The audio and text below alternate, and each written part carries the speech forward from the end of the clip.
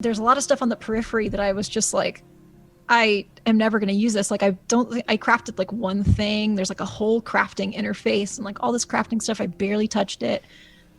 Do it! Just do it! You know, like in Red Dead Redemption 2, you would like walk by something and it would be like an emergent thing happening and you could interact with it. There's stuff kind of like that. But it was just like, help the cops catch these criminals. And I was like, what if I don't want to help the cops? And then I would just drive away. What are you waiting for? Do it! And like, I didn't do a single one of them because I just didn't see the points. You should do your job. That's what I'm trying to say. You should do your job. That's kind of what I mean by there's stuff I feel like I didn't fully explore, like weapons. I feel like I didn't mess with my weapons at all. There's a bunch of weapon attachments I didn't bother with. Stop giving up. Also, just the way that the game is structured, it's like I felt like I had so much more to do. Wait a minute! Who are you?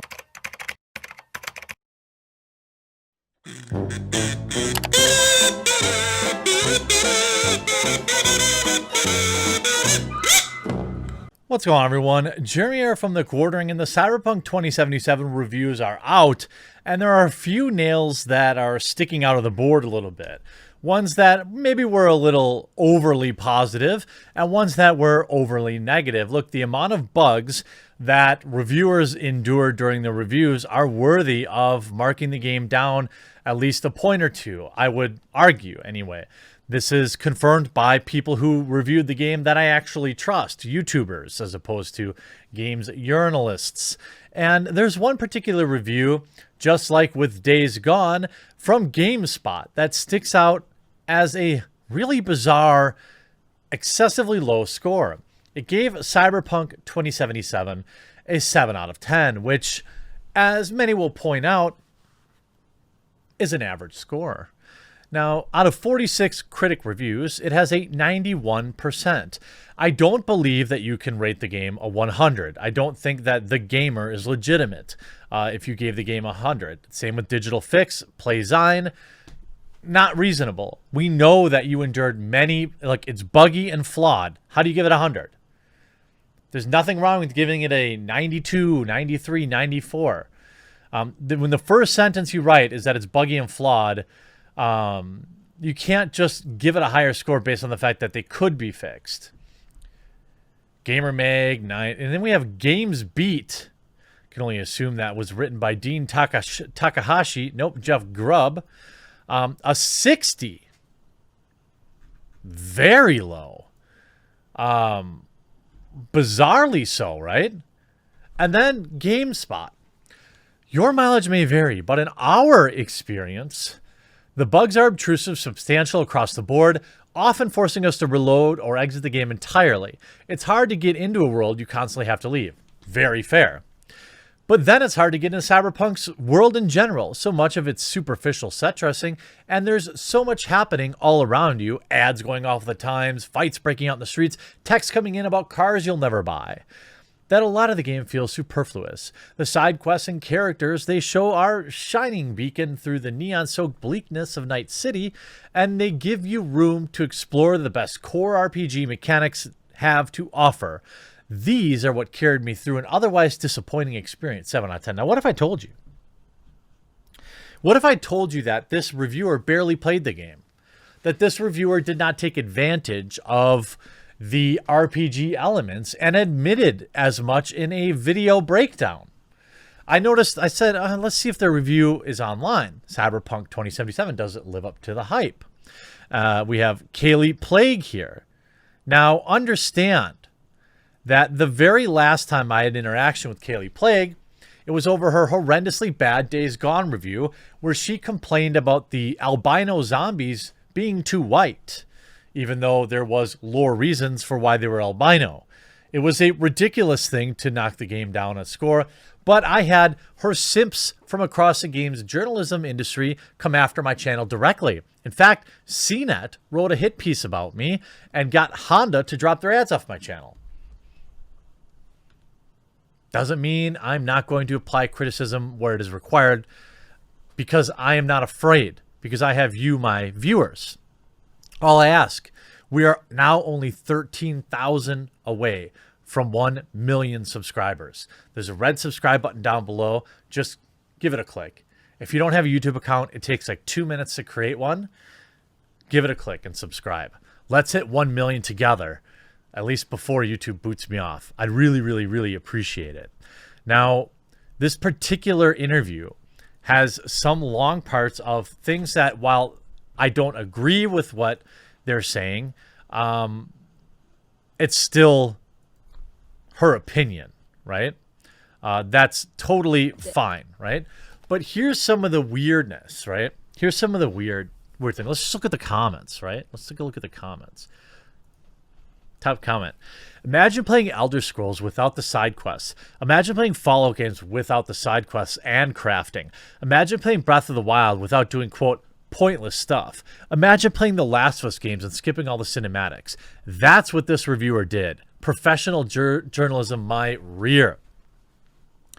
Should be said, maybe she should read Neuromancer and watch Blade Runner. Cyberpunk ain't really about changing the world for the better.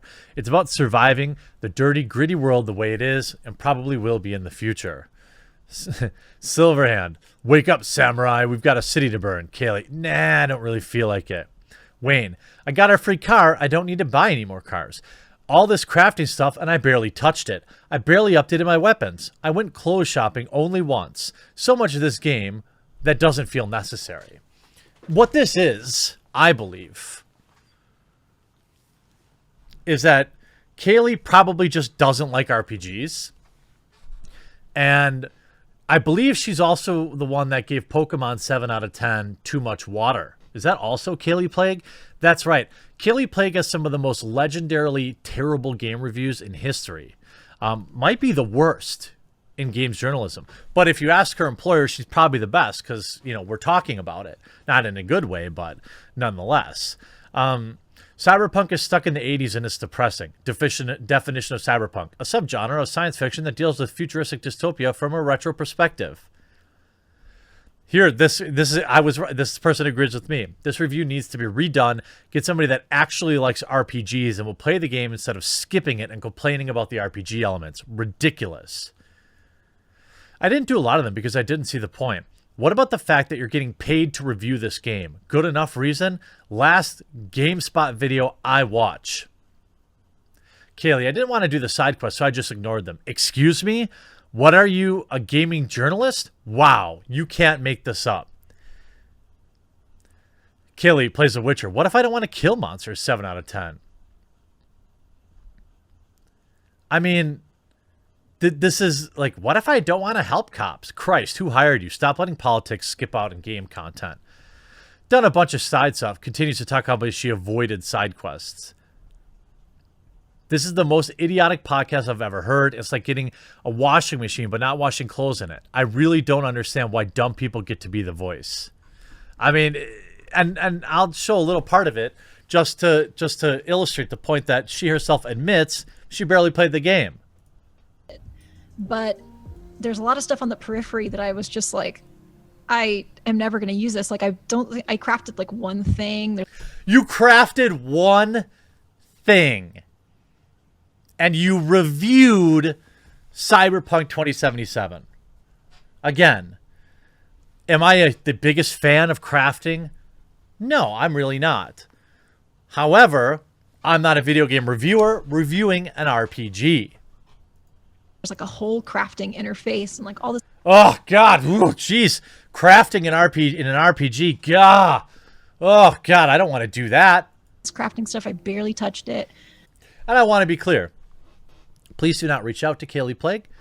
Please do not interact with her in any way. Please do not dogpile or say mean things. This criticism, please, remains here. Please allow it to remain here. Okay? I don't endorse that. You already know. And when I say that, I mean it. Feel free to roast in my comments, but don't take it out of here, please. I barely updated my weapons. I went You didn't update your weapons? In an RPG. Now I know she played on easy mode. Clothes shopping once. Side note. I went clothes shopping all the time. Really? I probably wasted so much time. You didn't even change the... Look at all the options you have for clothes in this game and you didn't even bother to change once? Why do you review video games? Look, if you don't like RPGs, I 100% understand that. Literally. Not every type of game is for every person, all right? I don't like a lot of types of video games. I don't love fighting games, although I like playing them in the arcade, right? That doesn't... So then if I was handed one to review, I would recuse myself from said review because there's just no way I'm going to like it. Now, similarly, you shouldn't review a video game if you're like a diehard Cyberpunk fan either. Because then you know it's just going to be a review with rose-colored glasses, and we don't want that either. I'm trying to find pants that on looked clothes. good on V, because I'd find these baggy pants all the time. I'm like, I don't want these. I know it's better, but I'm just going to drive around to every single shop till I find the right one. That's somebody who likes RPGs. I had a really cute outfit from clothes I looted off of corpses. So different strokes, I guess. That is true. That's fine. Yeah, I was like a little shirt, baggy pants, sort of V. And I got some cute stuff. But oh, I even got A sec. my outfit, and I was like, I want those. I they're- want those. I knew there was a naughty word coming up. They were perfect. I loved them. Yeah, there's just a lot of like I would drive by.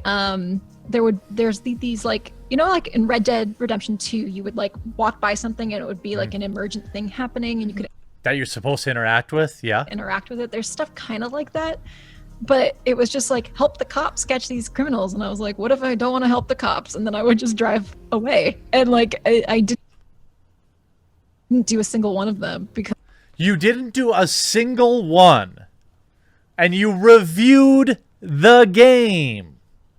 I just didn't see the point. So there's a Yeah, there's no point in interacting with the content in the video game. Holy moly! When I played Red Dead Redemption 2, coming across the O'Driscolls or one of the other various gangs, when I was just kind of going from point A to point B, that was so nice because a lot of times you'd have a long haul from one spot to another. Now I want to play Red Dead again, and then you'd see, hey, what's this going on? And then all of a sudden, you know, you'd have a bit of action, and then you'd go on your way. That was unique and fun. lot like that. I wish that the world felt more essential. You didn't even bother.